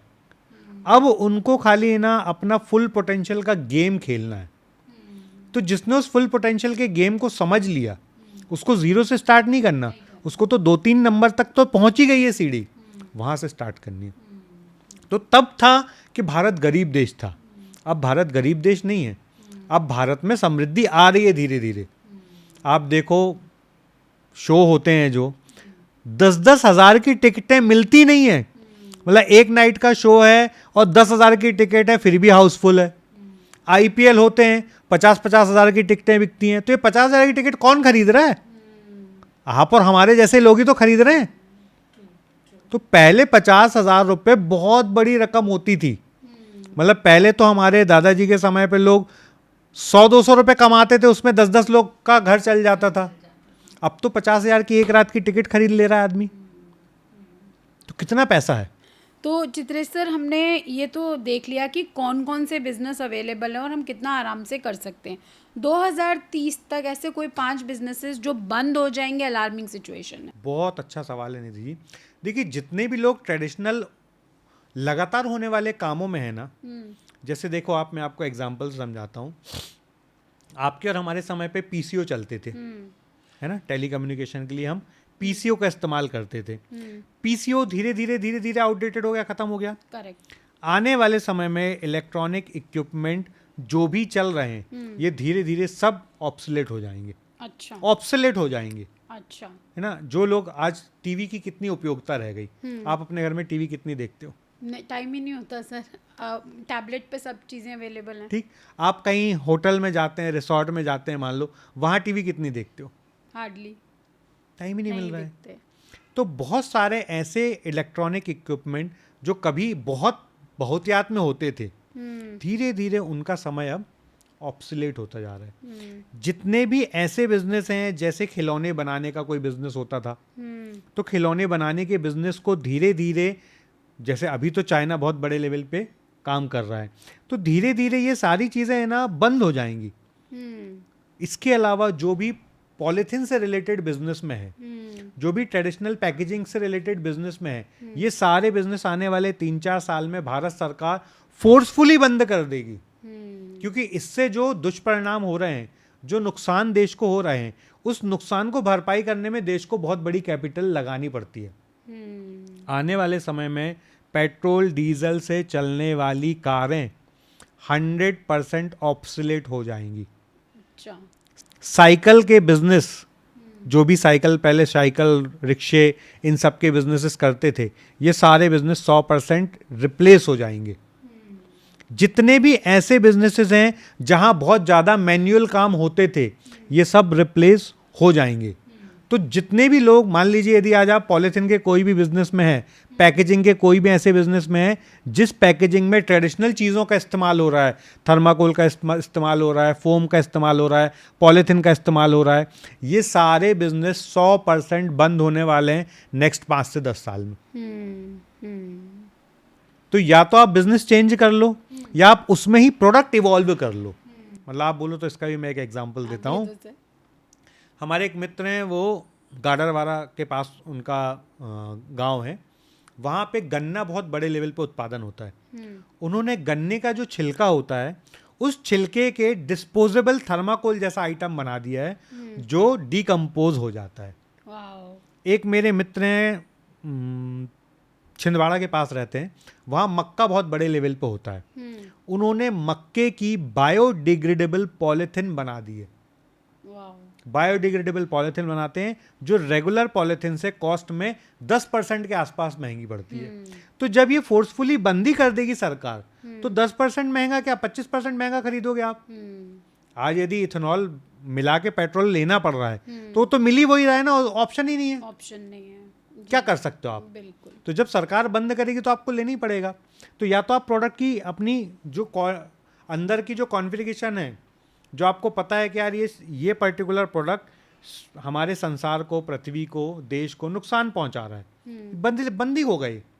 आज नहीं होगा कल होगा। देखो कल हम गरीब देश थे, अब जैसे जैसे हम डेवलपिंग कंट्री के ओर जा रहे हैं ये सारी चीजें बंद हो जाएंगी। निधि, करेक्ट। तो सर क्योंकि हम बिजनेसेस वाले सेक्शन पे भी बात कर रहे हैं, तो एआई कौन से ऐसे बिजनेसेस हैं जिन पे इम्पैक्ट डालेगा ही डालेगा। हमने बिजनेसेस कौन से चलेंगे बात करिए, कौन से बंद होंगे बात करिए, एग्जांपल्स देके, ठीक है। तो अब क्योंकि सारी इंडिया में, इंटरनेशनल मार्केट में एआई की बात हो रही है और लोग एआई को सीख भी रहे हैं, इंडिया में भी सीख रहे हैं, बाहर भी सीख रहे हैं, तो ऐसे कौन से बिजनेसेस हैं जिनमें एआई का यूज़ सबसे ज़्यादा है और वो बिजनेस बंद हो जाएंगे अगर उन्होंने एआई को यूज़ करना नहीं सीखा तो। निधि जी, मैं इसको एकदम उल्टा देखता हूँ। हो सकता है मेरे को नॉलेज कम हो, पर जैसा मैं देखता हूँ वैसा आपको बताता हूँ। एआई आने से इम्पैक्ट बढ़ेगा, कम नहीं होगा। जो अवेयर है और उसका फ़ायदा उठाएगा वो आगे बढ़ जाएगा, जो अवेयर नहीं है वो मार्केट से आउट हो जाएगा। फॉर एग्जांपल, मैं ग्राफिक डिज़ाइनर हूँ, मैं यदि एआई से ट्रेनिंग नहीं लूँगा तो मैं मार्केट से आउट हो जाऊँगा। मेरा कोई दूसरा दोस्त भी ग्राफिक डिज़ाइनर है और वो एआई की ट्रेनिंग ले लेगा, एआई को अपना फ्रेंड बना लेगा, तो वो मैं आज जो 25,000 कमा रहा है वो 1 लाख कमाने लगेगा, और जो 25,000 कमा रहा है वो खाली शादियों के कार्ड प्रिंट करते रह जाएगा। जो वीडियो एडिटर हैं, जो वीडियो एडिटर एआई के टूल्स को यूटिलाइज करना सीख लेगा, उसकी वीडियो स्किल्स जहां जिस काम को करने में उसको 12 घंटे लगते थे वही काम वो 7 घंटे में, 6 घंटे में, 5 घंटे में, हो सकता है 1 घंटे में कर ले और 11 घंटे अपने बचा ले। और जो नहीं सीखेगा वो मार्केट से ऑब्सोलेट हो जाएगा। तो एआई के आने से जॉब बढ़ेंगे, कम नहीं होंगे, पर जॉब बढ़ने के क्राइटेरिया बदल जाएंगे। आपको अपने आप को अपग्रेड करना पड़ेगा। ठीक, सेम धारणा थी जब भारत में कंप्यूटर आए। सब लोग यही सोचते थे ना कि कंप्यूटर जॉब छीन लेगा, जॉब छीन लेगा, पर कंप्यूटर ने जॉब छीने नहीं। आज इंडिया आईटी का कैपिटल हब है। पूरे विश्व के बैक ऑफिस के, जिसको हम बीपीओ बोलते हैं, अधिकांश प्रोसेसिंग या तो इंडिया कर रहा है या चाइना कर रहा है या पाकिस्तान जैसे कुछ छोटे देश कर रहे हैं। तो कंप्यूटर के आने से जॉब खत्म नहीं हुए। ये इन्फोसिस जैसी, HCL जैसी, विप्रो जैसी कंपनियां, ये कंप्यूटर के आने के बाद ही तो बनी है। वैसे ही जैसे आज से 30 साल 40 साल पहले कंप्यूटर ने आके क्रांति लाई थी, वैसे ही एआई क्रांति लाएगा। नए बिजनेस अपॉर्चुनिटी क्रिएट होंगे, नए ऑप्शंस बनेंगे, कोई ऑप्शंस जाएंगे नहीं। आप अपने आप को अपग्रेड नहीं करोगे तो आप चले ही जाओगे। फॉर एग्जाम्पल, जो लोग आज भी ये सोच रहे हैं कि वो BA करके, BCom करके, इंजीनियरिंग करके, MBA करके नौकरी पा लेंगे, उनको नौकरियां नहीं मिल रही हैं। आज आपके जो कंपनी के फाउंडर हैं देवेन भाई, उनकी कितनी बड़ी एजुकेशन क्वालिफिकेशन है, कोई खास नहीं है, पर उसने स्किल्स पे काम किया देखो उसने भी गैप फाइंड आउट किया कि यार लोगों में अच्छे एम्प्लॉय नहीं मिल रहे हैं और बच्चों को अच्छी जॉब नहीं मिल रही है। यदि मैं 4 ऐसे कोर्स बना दूं जिससे ये गैप को फिल किया जा सकता है तो मैं बहुत अच्छा काम कर पाऊंगा। और कहाँ इतना छोटे उम्र का लड़का महीने का 4-5 करोड़ का धंधा कर रहा है, मजाक है क्या? क्या किया उसने? खाली वही स्किल्स की बात की ना। सिमिलर वे में जो भी एआई टूल्स को सीखेगा आज, जो भी अपनी स्किल्स को इंप्रूव करेगा, मतलब मैं तो बोलता हूं बच्चों को 10वीं के बाद पढ़ाओ ही मत, सीधे स्किल्स ट्रेनिंग में डाल दो उसकी खुद की इंटरेस्ट देख के कि उसका इंटरेस्ट किस में है। आज अपने संजय जी का बच्चा अभी 14 साल का ही हुआ होगा मेरे ख्याल से, 12 साल का है और वो एआई की ट्रेनिंग दे रहा है। 12 साल का बच्चा एआई ट्रेनिंग दे रहा है, डिटेल ट्रेनिंग दे रहा है ना? और क्या कॉन्फिडेंस से सिखाता है। मतलब वीडियो देख के मुझे तो लगता है कि हम जो काम हम 40 में नहीं कर पा रहे 12 साल का बच्चा कर रहा है। करेक्ट है ना? तो निधि जी, एआई के आने से जॉब डिस्ट्रप्शन बिल्कुल नहीं होने वाला है।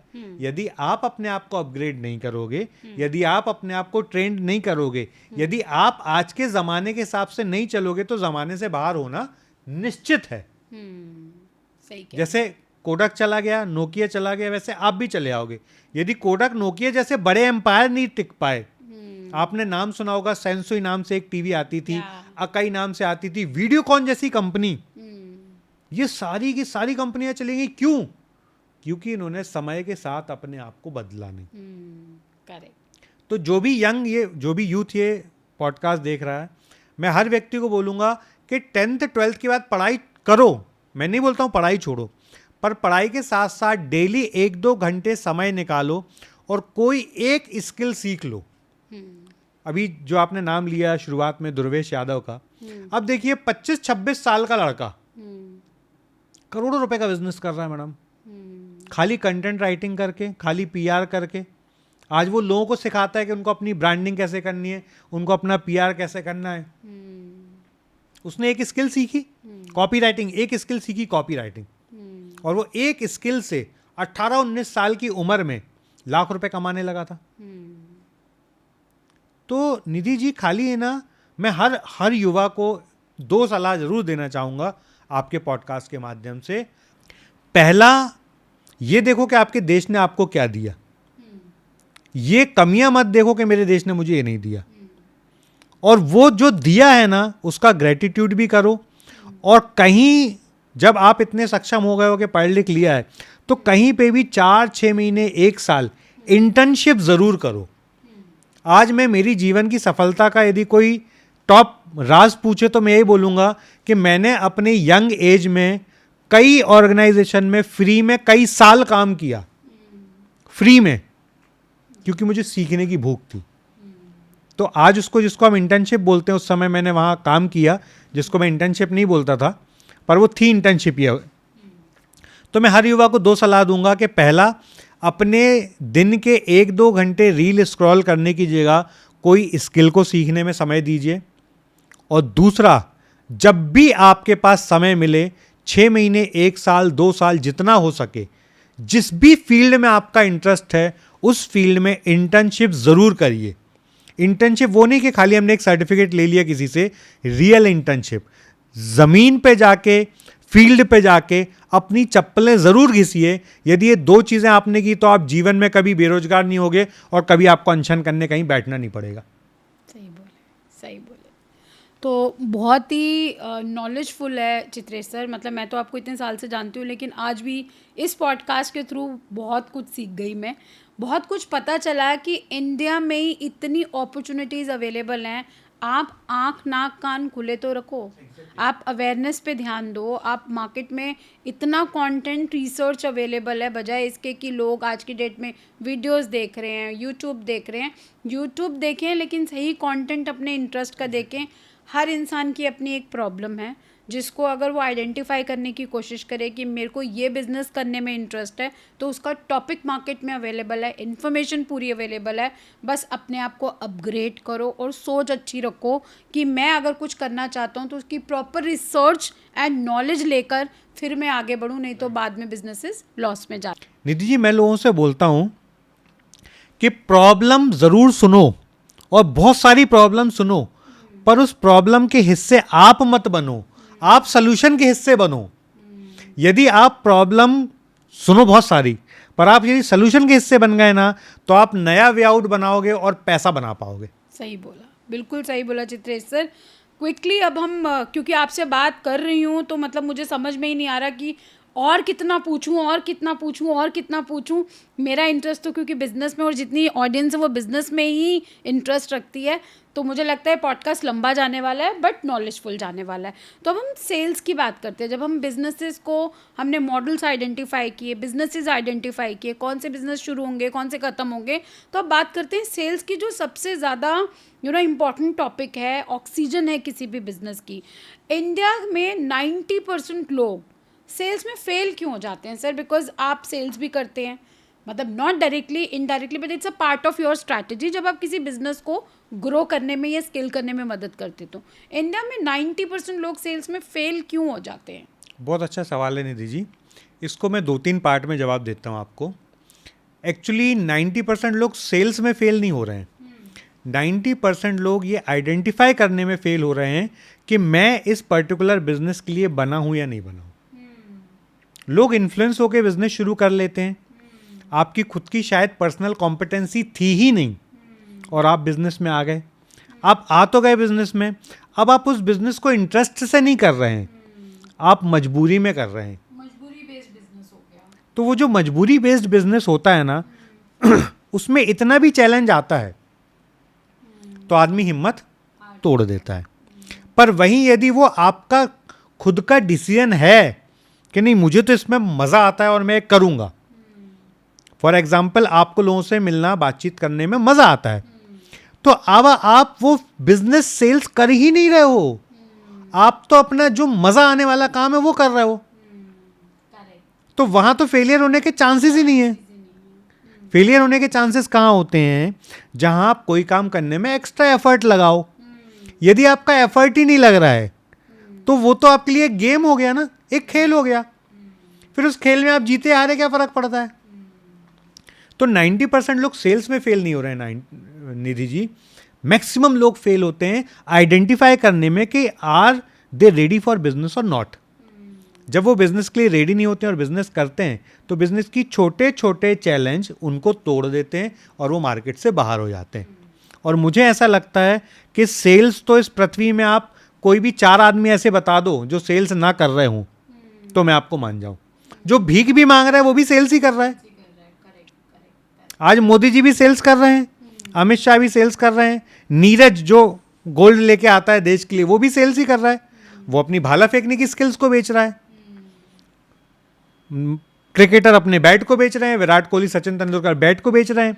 तो कहने का मतलब सेल्स तो हर व्यक्ति कर रहा है पर लोगों को पता नहीं है कि वो सेल्स कर रहे हैं। सर एक बात बताएं, बिजनेसेस जब हाई टिकट सेल्स पे जाते हैं, क्योंकि हाई टिकट सेल डिफ़िकल्ट होता है कंपैरेटिवली शॉर्ट टिकट में, स्मॉल टिकट के अंदर, तो हाई टिकट सेल करने के लिए कुछ एक स्ट्रैटेजी है जो आप यूज़ करते हैं? मैंने आपको हाई टिकट्स ही सेल करते हुए देखा है। मैंने आपको बड़े बड़े स्पॉन्सरशिप, बड़ी बड़ी मैंने फ्रेंचाइजीज देखी हैं आपको बिल्ड करते हुए, उनको बेचते हुए।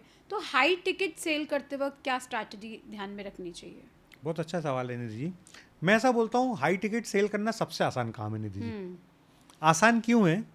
क्योंकि एक तो जब आप हाई टिकट सेल्स के लिए काम करना शुरू करोगे तो सबसे इम्पॉर्टेंट चीज़ क्या है कि आपको लोग ही वो चाहिए जो वो खरीद सकें।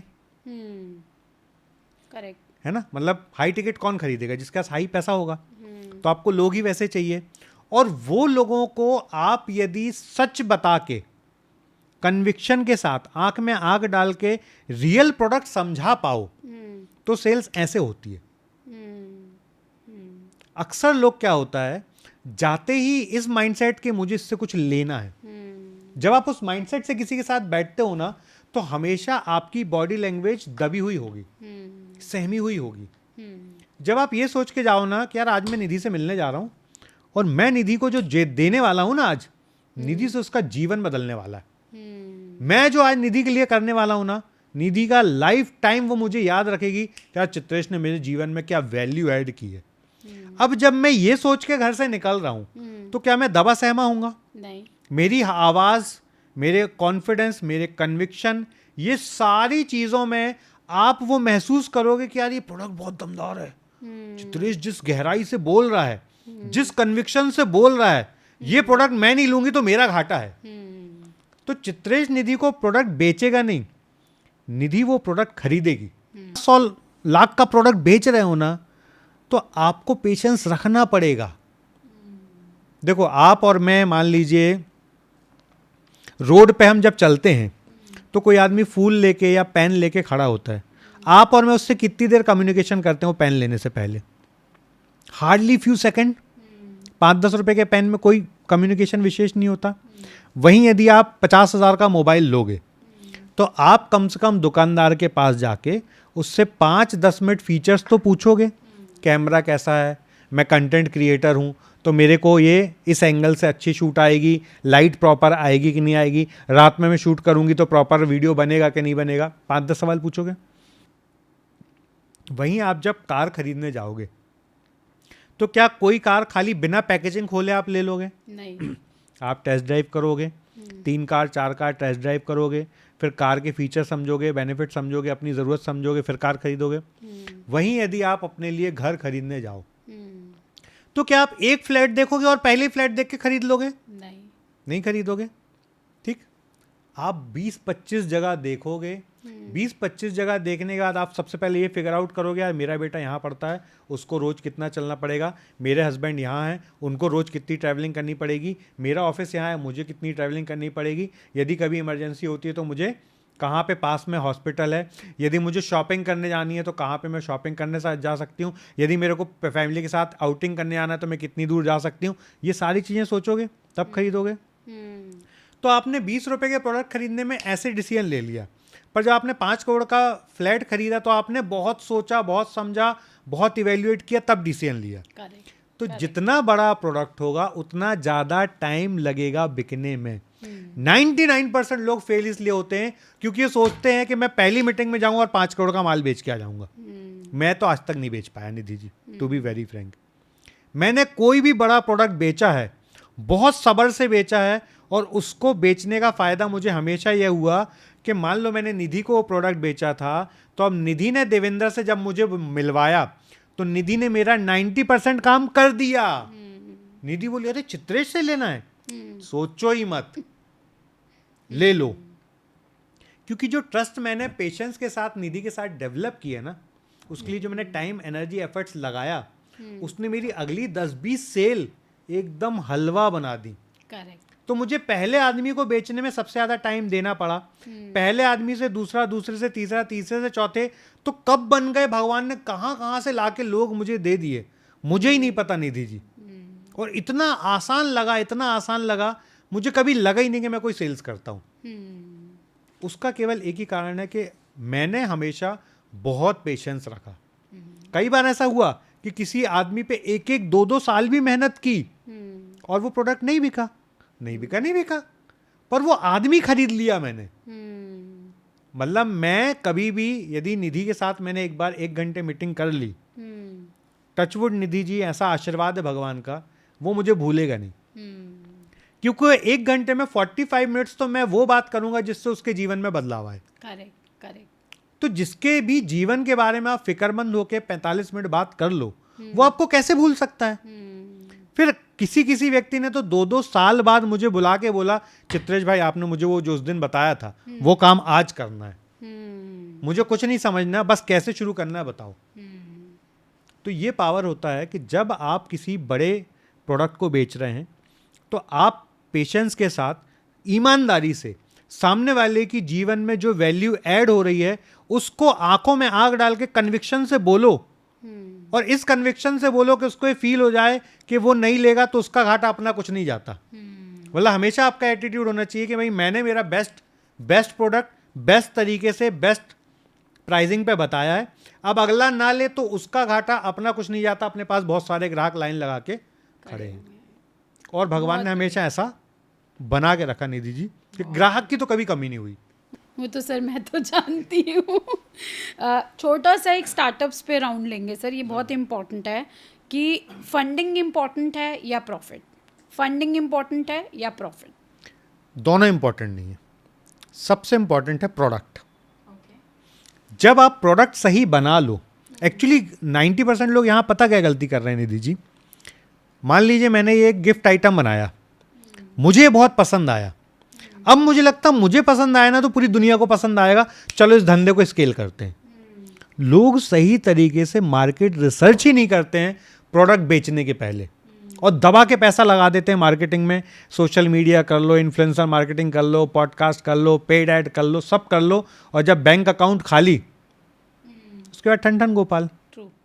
तो मैं बोलता हूँ एक बार प्रोडक्ट आपका सही फाइंड आउट हो जाए, सबसे पहले उस प्रोडक्ट को अपने इनर सर्कल में टेस्ट करो। इनर सर्कल के लोग जब अपने अपने इनर सर्कल में लोगों को सजेशन दें और वहां से आपके पास धंधा ऑर्गेनिक आना शुरू हो जाए, तब आप ये मानो कि आपका प्रोडक्ट एकदम सही बना है। फॉर एग्जाम्पल, आप लोगों को एडवांस एक्सेल सिखाते हैं, आप लोगों को एआई सिखाते हैं। अब यदि आपने वो धंधा जब भी शुरू किया, यदि आपने पहले 20-50 लोगों को फ्री सैंपल करवाया, फ्री क्लासेस दी, तो वो 20-50 लोगों के जीवन में कुछ वैल्यू आई होगी, तो उन्होंने कुछ कुछ लोगों को सजेशन दिया होगा।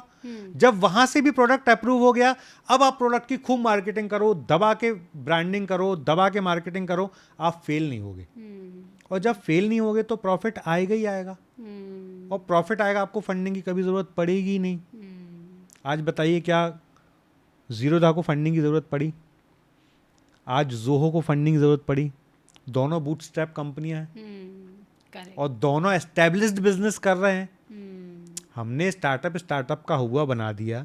भारत में ऐसे 5 करोड़ वेंचर होंगे जो बूटस्ट्रैप हैं और आज अच्छा धंधा कर रहे हैं। हम खाली स्टार्टअप को क्यों इज्जत देते? उस ट्रेडिशनल बिजनेस वाले को भी तो इज्जत दीजिए, जो ये टेबल बना रहा है, ये फर्नीचर बना रहा है, चेयर बना रहा है, ये लाइट्स बना रहा है और प्रॉफिटेबल बिजनेस कर रहा है। तो प्रॉफिट तो ऐसे आता है, पहले प्रोडक्ट फाइंड आउट करिए, और यदि आप सही प्रोडक्ट को सही तरीके से बेचना सीख गए तो आपको फंडिंग की कभी ज़रूरत ही नहीं है। और फंडिंग लेके तो बायजूस जैसी कंपनी नहीं बच पाई, क्योंकि जब आप फंडिंग ले लेते हो ना निधि जी, तो आपके ऊपर इन्वेस्टर का वो प्रेशर होता है ना, वो प्रेशर होता है कि 90% फाउंडर टूट जाता है। जितने स्टार्टअप में, बहुत ऐसी लाइन बोल रहा हूँ कि मुझे बहुत गालियाँ पड़ने वाली हैं, पर मैं बोलूँगा सच, जितने स्टार्टअप फेल हुए हैं, मैक्सिमम स्टार्टअप के फेल होने के पीछे फाउंडर नहीं है, उनके इन्वेस्टर हैं।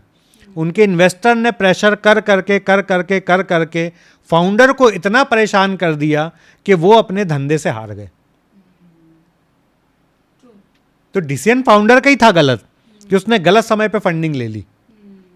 आज देखिए, हम 2 सेम सेक्टर की बात करते हैं, बायजूस और फिजिक्स वाला, दोनों ने फंडिंग ली, पर बायजूस ने डेस्परेट होकर फंडिंग ली और फिजिक्स वाला ने चौड़ा होकर फंडिंग ली कि भाई मुझे ज़रूरत नहीं है। मैं एक स्टार्टअप के साथ काम कर रहा हूँ, MBG कार्ड के नाम से, अभिनव दुबे नाम है कंपनी का नाम है MBG कार्ड, फाउंडर का नाम है अभिनव दुबे। अभिनव दुबे ने बूटस्ट्रैप कंपनी बनाई, उसने फंडिंग ज़रूर ली पर चौड़े में ली कि मुझे ज़रूरत नहीं है। और शुरुआत में उसने कुछ समय तो फंडिंग के पैसे को FD में डाल के रखा था कि भैया मैं तो बूटस्ट्रैप से ही चलाऊंगा, सारा स्केल बूटस्ट्रैप से करूंगा। तो जब आप ऐसे चौड़े होकर फंडिंग लेते हो ना, तो आपको प्रेशर नहीं दे पाता। जब उसके पास इन्वेस्टर का थोड़ा प्रेशर आया तो उसने कहा भैया आपके पूरे पैसे एज इट इज रखें, पैसे वापस ले लो, इक्विटी वापस दे दो, मुझे नहीं करना इस प्रेशर में काम। बहुत बड़ी बात है। तो जिसके धंधे में दम होता है ना, वो इन्वेस्टर के पीछे डेस्परेट नहीं होता है। वो तो बोलता है ये मेरे धंधे में दम है, तेरे तू अपने पैसे वापस लेके निकल यहाँ से। और जो इस माइंडसेट से, इस एटीट्यूड से काम करता है, उसके धंधे फेल होने के चांसेस कम होते हैं। सर एक लास्ट क्वेश्चन है, क्योंकि आपने इतने सारे स्टार्टअप्स को स्केल किया है, स्टार्टअप्स में 1 करोड़ से 10 करोड़ तक कैसे जाएं, उसके लिए क्या रोड मैप है? मैं आपको पूरा 365 दिन का फ्रेम लाइन बताता हूँ। एक स्टार्टअप को सबसे पहले क्या करना चाहिए और कैसे उसको स्केल करना चाहिए। सबसे पहला फेज़ होता है स्ट्रगलिंग फेज़। स्ट्रगलिंग फेज़ वो फेज़ होता है जहां आपको प्रोडक्ट या सर्विस फाइंड आउट करनी है कि आप अपने स्टार्टअप में क्या प्रोडक्ट या क्या सर्विस देने वाले हो। प्रोडक्ट सर्विस एक बार फाइंड आउट हो गया, अब पहले आप A/B टेस्टिंग करिए। A/B टेस्टिंग मतलब पहले अपने प्रोडक्ट को अपने इंटरनल सर्कल में घुमा घुमा के टेस्ट कर लो कि जो प्रोडक्ट या सर्विस आप बेच रहे हो वो सच में रियल नीड है या नहीं है, या खाली आपका इल्यूजन है। यदि वो रियल नीड है तो मार्केटिंग नहीं करनी पड़ेगी, बिकेगी। और जब वो रियल नीड, स्केल नहीं होगा, खाली बिकेगा, बहुत कम बिकेगा। और जब वो रियल ग्राहक के पास पहुंचेगा और रियल ग्राहक के रेफरेंस से आपके पास धंधा आ गया, मतलब आपका प्रोडक्ट मार्केट फिट हो चुका है। अब जब मार्केट फिट हो गया, चित्रेश सर, मैं आपको पर्सनली जानती हूँ और जिन वेंचर्स पे हमने साथ में काम किया है, आप एक स्ट्रैटेजिस्ट हैं। आपको जब मैं देखती हूँ, देखने में इतने काम कंपोज, और जब आप काम पे उतरते हैं, स्ट्रैटेजी पे उतरते हैं, बिजनेस रेवेन्यू नंबर्स पे उतरते हैं, तो मतलब धुआंधार परफॉर्मेंस होती है।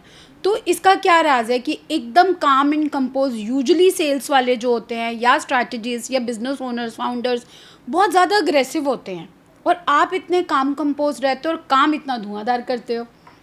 एक्चुअली निधि जी, मुझे लगता है कि बड़े काम करने के लिए दिमाग को काम रखना बहुत ज़रूरी होता है। एग्रेसिव होना बुरा नहीं है, पर एग्रेशन भी दो प्रकार का होता है। एक होता है केवल दुनिया को दिखाने वाला, एक होता है रियल करने वाला। Correct. जो रियल करने वाला होता है ना, वो इनसाइड होता है। जो दिखाने वाला होता है वो आउटसाइड होता है।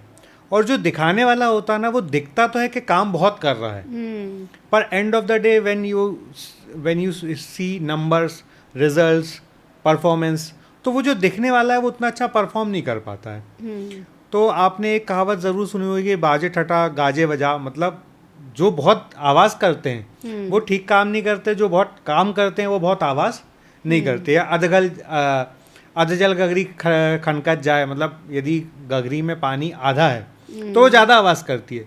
जब ऊपर तक भरा होता है ना, तो एकदम स्मूथ होता है, काम होता है, कूल होता है और छलकती नहीं है।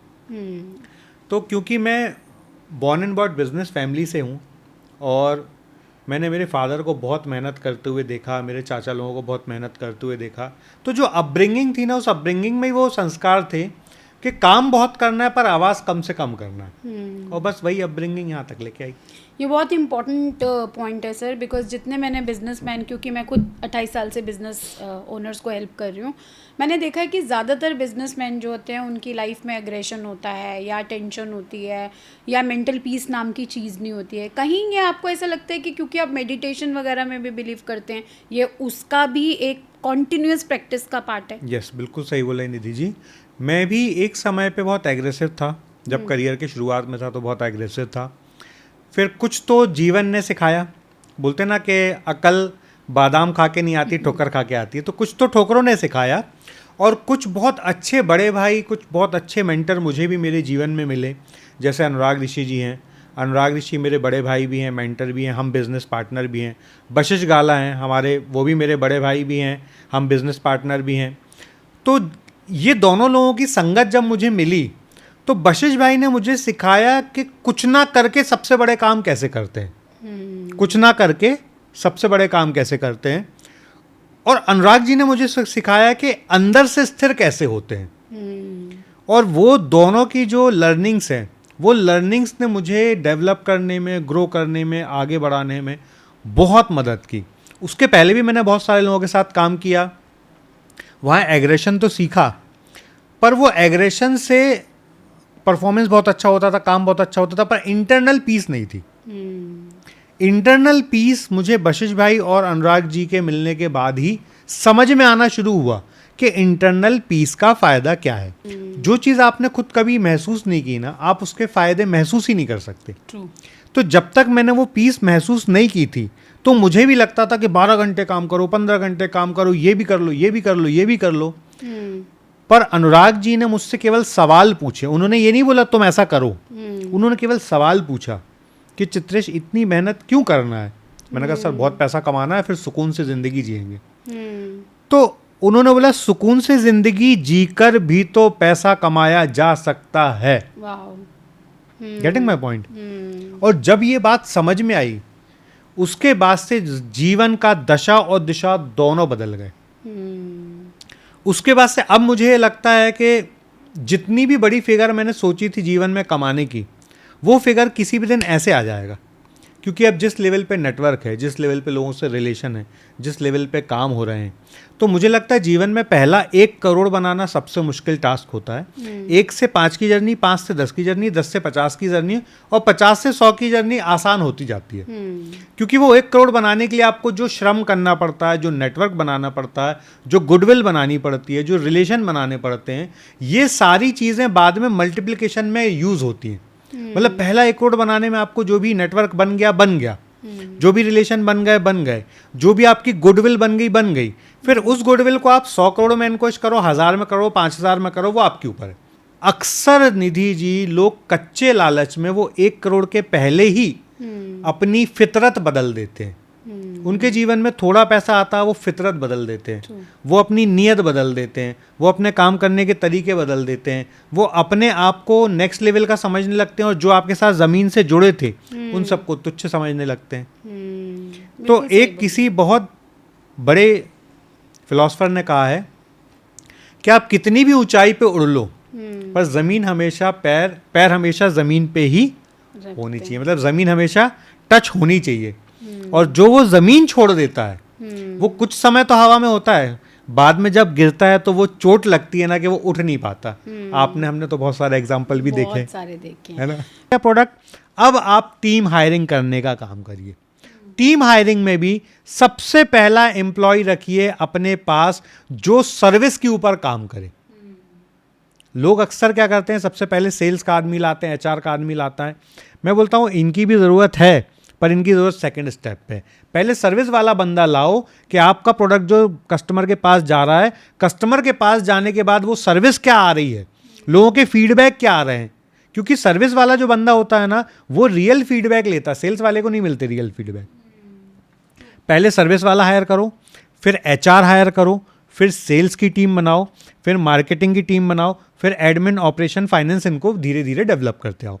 तो पहले 3 से 6 महीने में आप प्रोडक्ट फाइंड आउट करो, 6 महीने से 1 साल में आप टीम बनाओ, 1 साल से 2 साल में आप टीम की प्रॉपर ट्रेनिंग करके सारी जिम्मेदारियां टीम को डेलीगेट करो। पूरा 1 साल लगाओ, एक एक प्रोसेस का SOP बनाओ, एक एक कंपनी में होने वाले काम के ऐसे प्रोसेस तैयार कर दो कि वहां राम आए, श्याम आए, मोहन आए, सोहन आए, कोई भी आए, कंपनी का काम नहीं रुकना चाहिए। कंपनी कभी भी किसी एक आदमी पे या एक टीम पे डिपेंडेंट नहीं होनी चाहिए। कंपनी डिपेंडेंट होनी चाहिए प्रोसेस के ऊपर, कि प्रोसेस है तो सब कुछ है। अब 1 से 2 साल आप टीम डेवलपमेंट में टाइम दीजिए। 2 साल से 3 साल, मतलब नेक्स्ट 2 साल के बाद, जब आपका कंपनी भी, प्रोडक्ट भी फाइंड आउट हो गया, कंपनी के अंदर टीम भी फाइंड आउट हो गई, अब आप मार्केटिंग और सेल्स पे ध्यान दो। अगले 1 साल केवल आपका इंडिविजुअल एक ही काम होना चाहिए, मार्केटिंग क्या हो रही है और उससे सेल्स क्या आ रही है। तीसरे साल में एक फाउंडर का केवल ये काम होना चाहिए कि हम मार्केटिंग क्या कर रहे हैं, उस मार्केटिंग से रिजल्ट क्या आ रहा है, सेल्स क्या आ रही है। और ये 3 साल लगातार ये सारे काम करने के बाद अब आप स्केलिंग के प्रोसेस में आओ। तो जब आप इस जगह पे आओगे ना, तो आई एम श्योर कि आप 10 करोड़ के आसपास की टॉप पे पहुंच जाओगे।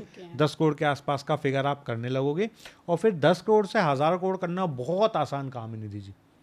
सबसे मुश्किल काम है ये 3 साल निकालना।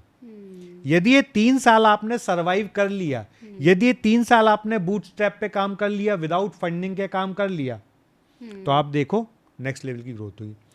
दूसरे स्टेप में लोग क्या करते हैं, लोग टीम तो बहुत अच्छी बना लेते हैं, पर उस टीम को हमेशा एम्प्लॉय बना के रखते हैं।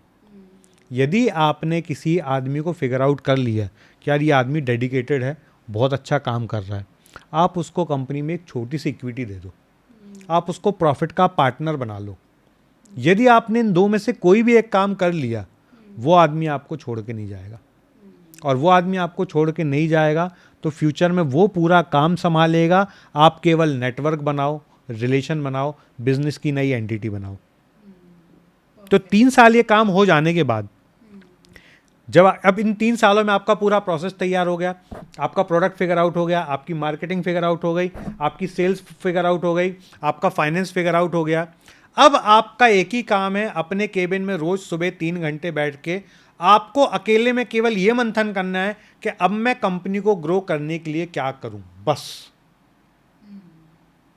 3 घंटे कंपनी में बैठो, उसके बाद बाहर निकलो और हर उस आदमी से जाके मिलो जिस आदमी से मिलके आपके धंधे बढ़ने की संभावना है। बस चौथे साल के बाद एक फाउंडर के केवल 2 ही काम होने चाहिए, 3 घंटे सोचो, 7 घंटे नेटवर्किंग करो। बस जो ये 4 साल के स्टेप बाय स्टेप काम कर ले, उसके स्टार्टअप के फेल होने के चांसेस बहुत कम हो जाएंगे। मैं गारंटी दे रहा हूँ निधि जी। मतलब कोई कोर्स करने की जरूरत नहीं, कोई ट्रेनिंग लेने की जरूरत नहीं, कोई कंसल्टेंट लेने की जरूरत नहीं। 4 साल केवल फोकस्ड होके इस स्टेप को फॉलो जिसने कर लिया, वो बिजनेस में फेल हो ही नहीं सकता। बहुत मज़ा आया आज चित्रेश सर आपसे बात करके। मतलब मुझे लगता है कि मैं 3 घंटे 4 घंटे भी कर लूँगी तो ये पॉडकास्ट ख़त्म नहीं होगा। मुझे लगता है आपके साथ पार्ट 2 ज़रूर करना पड़ेगा हमें। हम बिज़नेस स्ट्रैटेजीज़ एंड इम्प्लीमेंटेशन वाले पार्ट पे और क्वेश्चंस पूछेंगे। अभी हमने बिज़नेस आइडियाज़ को कवर किया है। हमारे भारत देश में इतने बिजनेसेस अवेलेबल हैं, Tier 2 Tier 3 में अवेलेबल हैं, रियल लाइफ एग्जांपल्स के साथ जो आपने बताए हैं। तो अगर आप चित्रेश सर से कोई भी क्वेश्चन पूछना चाहते हैं, आप कोई भी नॉलेज चाहते हैं, कमेंट में ज़रूर लिखिएगा। मैं चित्रेश सर से रिक्वेस्ट करके आपको सारे आंसर्स करवाऊंगी। And Chitresh sir, thank you so much हमारी ऑडियंस के लिए आने के लिए, अपना कीमती टाइम देने के लिए। मैं पिछले 1 साल से आपको चेस कर रही हूँ और फाइनली आज हमने ये पॉडकास्ट कर लिया है। Thank you Nidhi ji. Thank you so और मच। जो भी आपके दर्शक कमेंट में जिस भी चीज़ की जानकारी मांगेंगे, मेरे पास जो नॉलेज है, मैं अपना 100% जो एक्सपीरियंस नॉलेज है उसके हिसाब से उनको ज़रूर गाइड करूँगा। जितने भी कमेंट आएंगे उतने PDF आपको मेरी टीम ज़रूर भेजती रहेगी। आप अपनी जो भी ऑडियंस है उनको शेयर ज़रूर कर दीजिए। Thank you so much sir, sales by Nidhi पे आने के लिए। Thank you Nidhi ji, thank you Nidhi.